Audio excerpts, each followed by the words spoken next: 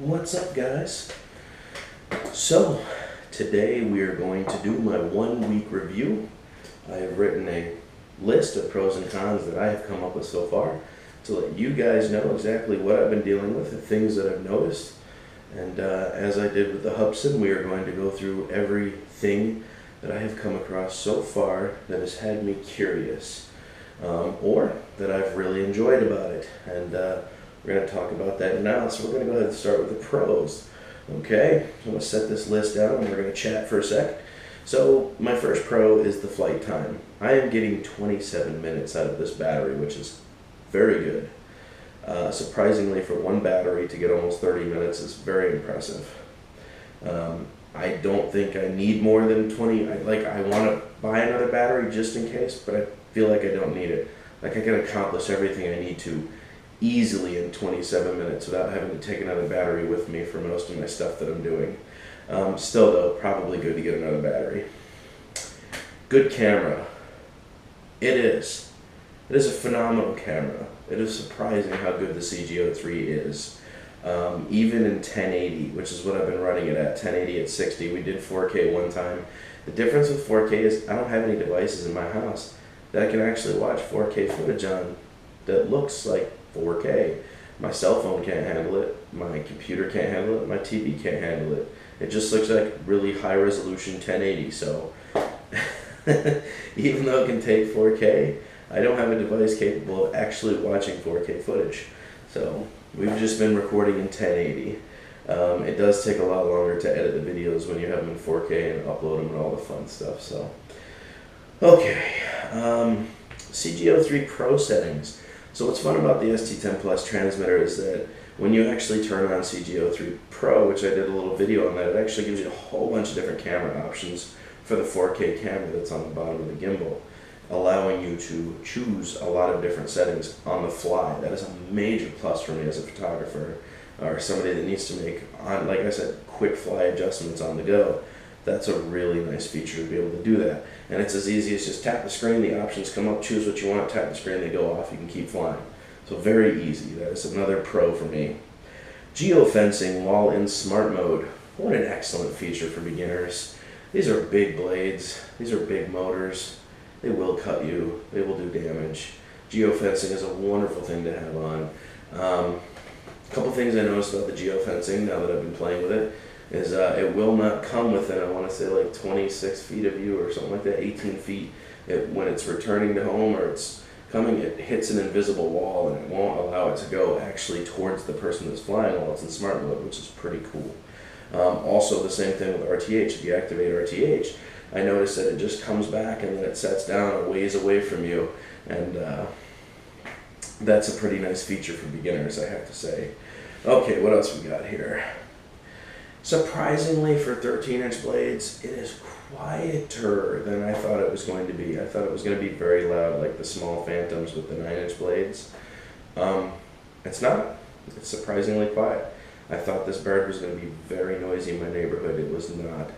I could fly it outside with no problems, and nobody would even basically hear it after about 50 meters. During the day, with all the ruckus and commotion and noise from highways and stuff going on, yeah, it would be very hard to hear this at 50 meters high. But if it was nighttime, then yeah, you could probably hear this because there's just not much as hustle and bustle and noise going on. So, but yeah, surprisingly quiet. And I love that the 13-inch blades just, I don't know, they make a nice whirring sound, not just that chopping, grinding noise that the DJIs make. It makes a little bit of that, but it makes a nice whirring sound too. It's pretty cool. Okay, super smooth gimbal. I have got to give Yuneec credit. I have yet to have jello of any kind. No jello whatsoever. None. I have tried to force it to have jello, and I can't do it. It refuses to show me jello. So, gotta give it up to Yuneec. Wow, do they know how to design a gimbal rig. It's incredible how good it is. So I've seen DJI products with jello, and this has yet to have anything. So very surprising. Fail safes. The RTH works great. it's come back every single time. Now I have a con about the failsafe, so we'll go into that when we get to the cons. But every time I activate it, it does come home. It comes back to me. I have not had a problem with the failsafe going in some random direction or losing its compass bearing or its totally, its satellite fix. None of the above. It always comes back, so we're good there. Speed control. You know that this has the rabbit and turtle mode here on the side. I love the fact that you can run it for beginners easily just by turning it down. That's so nice that you can do that. But the downside to that is that I find that sometimes I've played with it and I'll go and I think I'm going fast when I'm out there far and I realize that I'm in turtle mode, so that's kind of a downside. I wish when it was in turtle mode it would like beep at you or something, or when you weren't at the halfway point it would beep to let you know. That way if you're not paying attention, you can correct the situation before you ruin your footage and waste battery. That might be kind of nice. But I do like the fact that the speed control is just super easy to just boop, boop. That's nice. Very nice feature. Built-in screen. I gotta give it to them. This setup is an excellent idea. You don't have to pull your phone out, nothing. It's built right into the trend. This is fantastic that it's like this. And it doesn't even take long to charge.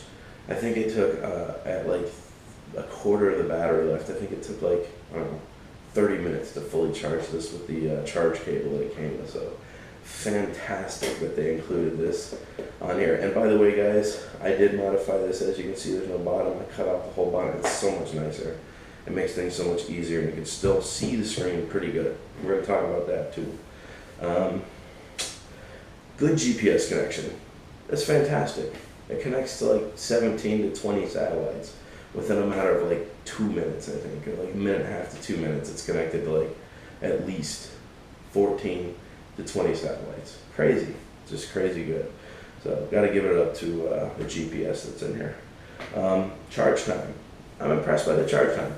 I can fully discharge a battery within like an hour and 20 minutes. It's charged up again with the stock charger that it comes with, the OEM charger. So that's pretty good. I'm happy about that. Okay, the Steadicam. Man, what a phenomenal gift to throw in there with it. It works flawlessly. I've been playing and playing with it. I've been having a great time. I'm not going to use it all the time, but it is nice for certain types of filming that I would be doing. I'm happy with it. I couldn't be happier. The Steadicam was such an amazing thing to throw into this. It just tells me that they want you to focus on photography with this package, which is super cool. So cons for me is the fact that Yuneec never chased the idea of waypoints. It's unfortunate because it seems so easy to install a map setup in here and have it be able to connect to whatever, a GPS signal and be able to run mapping with waypoints. It just seems like that's something they really should have put a little time and effort into, especially as like a photographer buying this for a real estate company work. It's really nice to be able to set waypoints so you can focus more on using the camera than flying the bird and using the camera. Con for me, downside. Another con for me would be wobble. This thing does fairly well for its size, but it does like to kind of do this stuff, and it's a little wobbly for my taste. I'm not upset because the footage still comes out primo, but I would think that it would not be as wobbly being a bird this size. I would think there would be more stability in the craft. For the most part it does fine, but when you're flying you can see it kind of do one of these little maneuvers, like it's just a little top heavy or like ass end heavy, you get the occasional little wobble.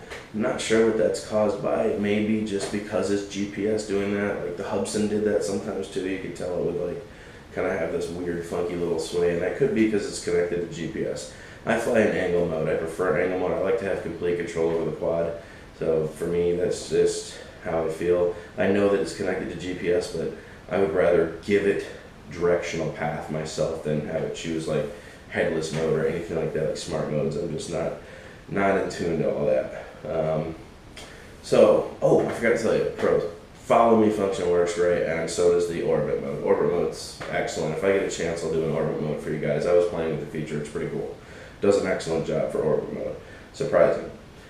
Um, okay, back to cons here. So we were talking about the RTH being good, okay? Yes, the RTH does come back every single time. However, in angle mode, it's off by 5 or 6 feet every time. I could take it out and fly it, you know, for 5 minutes and hit RTH no matter how far out I was, and it would still be off by 5 or 6 feet, which is not wonderful. You would think for someone who's spent this much on a new bird that it would be like within a couple inches of being accurate. A couple feet seems a bit extreme to me, that it would not have that kind of accuracy. Most of the time I just land it myself, but for those of you who are getting this, make sure you're in a big, large open area if you're going to be using RTH, because if you have geofencing on it, it's going to land 20 feet from you in any direction it's coming back from. It's not going to go back to its original point of origin. It's going to measure a distance between you and the transmitter from 25 feet, or 26 feet, whatever it is, and then it's going to land in that area. So make sure, if you're in smart mode, that you will calculate for that, okay, when you hit RTH, because it's going to land a couple feet from you. It's not going to land, you know, at its point of origin of takeoff. So, just so you're aware. The leg shake. I don't know why. It just seems like kind of a faulty design. You see all that vibration in them? When it's flying, you can see them just kind of like, you can see them really kind of shaking around. And I think that puts more pressure on the gimbal than is really needed. So I'm going to try to figure out a way to maybe build a crossbar for here to here to see if I can keep the leg shaking down. They're very stable. They're a decent landing platform. They do a good job. They seem well built. It seems fine. But I do notice a lot of wobble and shake, and not wobble, but just a lot of unnecessary vibrations that are going up into them, into the body, to the gimbal. Like, it just seems unnecessary. So probably could have been corrected at the factory a little better. What do you think, Yuneec? Just saying. Let's see here. Okay, even with the sunshade on here, it's still hard to see. And I have yet to find out if the brightness is adjustable. I've been through pretty much almost all the settings, and I have not figured out how to turn the brightness up on this. It's bright, but it's not bright enough. It would be nice if it was brighter. Like, it just kind of is not as good as it should be. I really wish that they could turn the brightness up on this. So I'm not totally mad, but I can deal with it. I just wish that Yuneec, if you're going to design another transmitter, please put brightness settings on it. Now maybe I'm just confused and I haven't found them yet, but if you're going to, please add brightness settings to this, please. And if somebody knows how to change the brightness settings, please comment below and let me know, because I will do that immediately. Okay, okay, here's a fun one. So I was talking to GoPro Joe, or Pro Go Joe, or Pro Joe Go, Joby GoPro. I don't know, man. I'm sorry if I got your name wrong. You understand what I'm saying? I'm sure you'll comment down there. You were telling me, I think it was you were flying at full speed in rabbit mode, and it turned, and it started this spin thing. Guess what? I just got done telling you mine doesn't do it. Today, it happened to me twice in full speed. After a little research, I found out that it is a problem with 1.0.7. And I'm not sure if it's correctable or why they haven't made a change to that yet. Because I had it full speed in rabbit today, and I was cruising back towards the highway, and if you watch my other video, you'll see I cut out a chunk of it because I was cruising at full speed, and it just randomly went, and then it straightened back up, and it came back to my position. It like hooked, did an S shape, and then got right back in its line of path. Why? Couldn't tell you. No idea what caused it. But it just went like off course for a second, came back, and then kept going straight. And it happened twice on the one that returned to the my landing point that I was bringing it back to, and that was not RTH. That was me flying it regularly, and I had full connection to the transmitter. So I'm going to be contacting Yuneec about that, because that would really piss me off if I was using this for real estate footage, and all of a sudden it hooks a right, then a left, and then goes back to where it went. It's normal path. That's not good. That needs to be figured out. So when I was flying it the rest of the time, I went ahead and just put it a little below turtle mode, or a little bit below rabbit, and it seemed to function fine. So something about being full speed that it just is not like being full speed for too long. Because you push it hard, it does that weird little turn to wherever it's going, makes a nice shape, and then goes back. So interesting. Okay, on to the fun stuff. Typhoon, guys. You designed a bird with 2.4 gigahertz, capable of going a mile. So you said, you guaranteed that. Mine gets, on a decent day, 750 feet, and which isn't bad, it's okay. And on a good day like today, it reached 1,225 feet, which was pretty good. And I actually stopped it at that point because the battery was getting low and started coming back. I guess I'm curious as to why I get such a massive range difference within 2 miles of the last location I was at. I don't even think it was that. I think it was about a mile from the location that I first flew at, and I went to the second one and had much more extreme range out of it. Very curious about that. I would love to see at least 2,500 feet out of a bird like this. So now I know that I have to purchase the upgrade antenna kit for the transmitter for the ST10 Plus. We're going to have to go ahead and do that because I can't have the range changes like that. I have to know that I can get at least 11 or 1,200 feet out of this every time I fly. I can't have the variables in there. I can't one day get 1,200 and then another day get 650 and then 1,200 and then 545 because of an area I'm in. I have to be able to know that I can get a certain range out of this. Okay, like a set, guaranteed numerical number. All right, so lag. Smallest bit of lag on the Wi-Fi. And it progressively gets worse, obviously, as you go out, your signal gets worse. And when you lag, you lose telemetry, and you lose connection here. It'll say unable to communicate with the transmitter. After about a minute or so, it normally finds it, or after maybe about 30 seconds, it'll find the signal, and then it'll start working again. But that's, once again, that comes back to the patch antennas that you have up here for the Wi-Fi unit. Guys, you should be knowing that it's an issue. You should be producing a better antenna for up here. Just saying. Okay? For the most part, it does very good. And if I do freak out, I just go ahead and hit RTH until it comes back in. I get video, and then I go back to angle mode. Okay? And it comes back every single time. So I know the 2.4 gigahertz is still communicating. The problem is the Wi-Fi signal. Your patch antenna that's up here is not wonderful. Okay, if you are going to continue manufacturing these, you guys should just upgrade the antenna. You should. It should just be something you do if you're going to guarantee people a mile.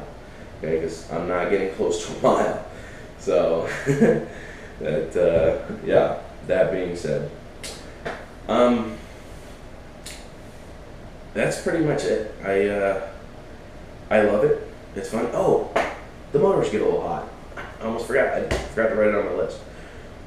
The motors get a little hot. I think hotter than maybe normal. I don't know why.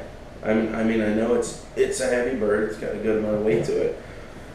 But after a flight, I feel these. This one gets hot. This one gets hot. This one's kind of warm. This one's not really warm at all. That seems a bit odd to me that that's going on. I'm curious about that, and I kind of want to come up with an answer to that. Next time I go out, I'm going to take my heat gun, and I'm going to take it for like a 15 or 20 minute flight, and we're going to put the heat gun on each motor and see which one's getting the hottest. Because I want to call Yuneec. I'm not sure they should be getting, you know, it's not that it was hot, like super hot after a flight, but I could touch it. It was warm enough that I was kind of like, ooh, yeah, good, it's got a little heat on it.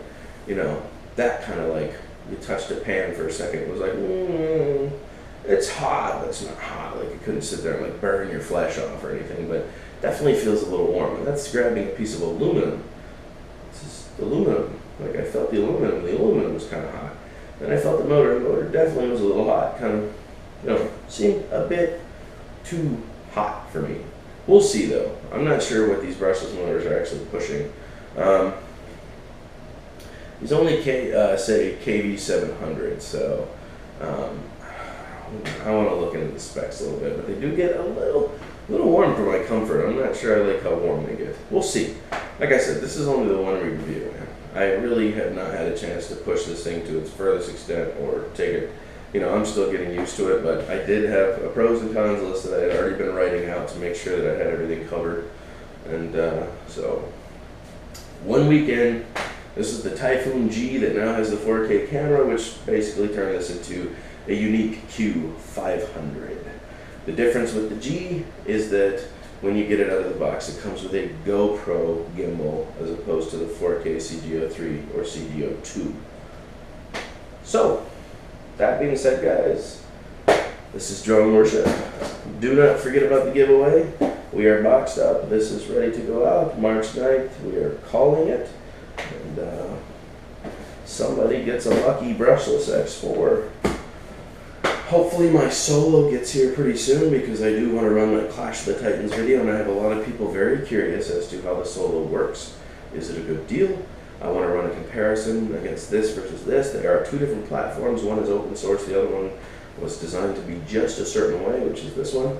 And but this one is designed for professional aerial photography. So the solo was also at one point going to be designed for professional aerial photography, except it had a world of problems that I guess they have fixed now. And so there are also people on the Android market who have been creating their own apps for the solo, like Solex, $29, but apparently it is way better than the 3DR solo app that you can get. So that is Solex, if you guys are looking into that. And I'm excited. Should be here within the week. So I'll have to get used to flying it. I still have to make sure I've got enough money to purchase my buddy's camera. I don't get paid again until like the 9th, 10th, or 11th of March. So we're kind of just waiting. But yeah, this is something that has to be done. We, you know, I have to compare these two, and I definitely wanted a professional bird for photography, which is what I consider this one. And I wanted something to play with. I wanted a solo. The solo is going to be my mod beast. It's cheap enough that I can have some fun with it, see what it's capable of, and then we can hopefully start doing some modifications of my own. So, anyways, guys, Drone Worship, and I'm out. Toodaloo.